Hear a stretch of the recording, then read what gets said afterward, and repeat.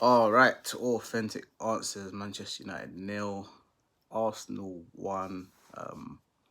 Another poor performance. I think definitely a missed opportunity. Um, United definitely have improved since the Palace game, or anything will be better than the Palace game, but they were still the same old United. I did think it was going to be. I did think Arsenal was going to be better, but to be honest, they wasn't great. United just it just shows me how bad United really are because Arsenal didn't play well. Do you know what I'm saying? And I think most Arsenal fans can agree they didn't play well. Fair enough, 3 points. That's all you needed. It's gonna go down to the final weekend to see who's gonna win the league. But Arsenal wasn't great. More mistakes from Manchester United. Casemiro, people talking about he's not a defender. You have to allow him. I can't allow him.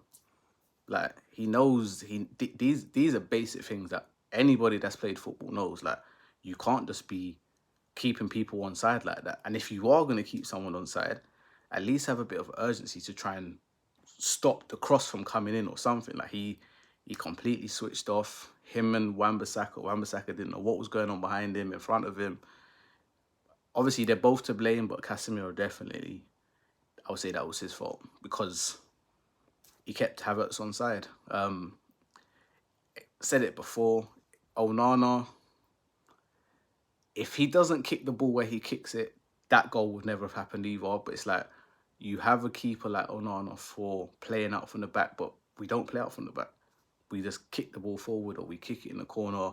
We give it to one of our wingers, and we hope for them to do something. And the, the style of play is still so iffy, man, so iffy. But it's actually quite embarrassing. I'm not gonna lie, like to actually be at home, lose the game, but feel like, raw, we got away with one because we didn't get battered. That's terrible. Like we could even score a goal. And to be honest, I don't see Man United winning another game for the rest of the season. Newcastle, don't see that happening. Brighton, I don't see that happening. And then the cup final against City, I don't see that happening. And yeah, like it was just poor, man.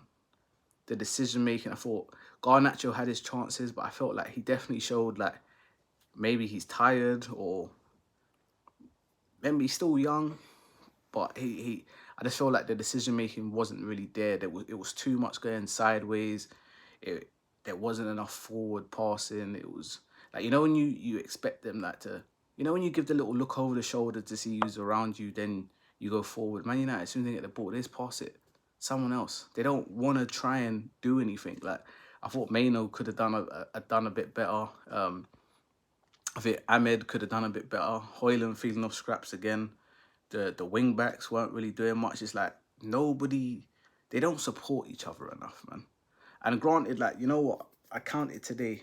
Manchester United have 11 first team or major players that are missing, like Rashford, Sancho, um, who we got, Mount, Varane, Maguire, Lindelof.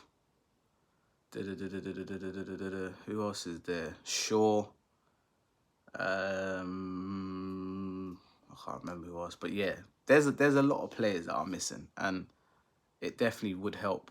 I think if we definitely had Shaw, Varane, Martinez, or even Maguire, someone to go in defence so Casemiro can come out and go back into midfield, it would have made a difference. And definitely Rashford. Oh yeah, Martial was one of those people. But you see them in the stands, you're like, look at these guys, man.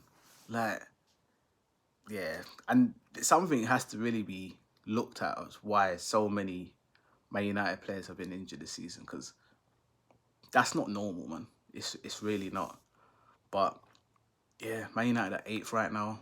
Um, Hopefully, we don't get European football so they can just concentrate on one game a week next season. But in terms of this season, I think this is the 14th loss now. And yeah, it's just been a horrible season. Like there's been no standouts. couldn't even say who we consider as the player of the season for United because everyone's been so inconsistent. Yeah, back down to -4 now. So, yeah, man. But like I said, in terms of the game, I was definitely disappointed with Arsenal. I don't know what it was. I always expected them to steamroll United. Like this is, like I said, the strongest Arsenal 11 that they've had in the longest time, and they couldn't really do much. Odegaard was non-existent. Saka non-existent. I think the biggest highlight for Saka was coming off injured or getting barged by Amrabat and getting a yellow card. And to notice, do you know what it is as well? Especially like, it sounds weird because it's like I would have preferred for us to get battered, so I'd know, raw we got moved to, than what actually happened today. Because Arsenal didn't do much. Do you get what I'm saying? It wasn't like a Palace game where we just got completely destroyed.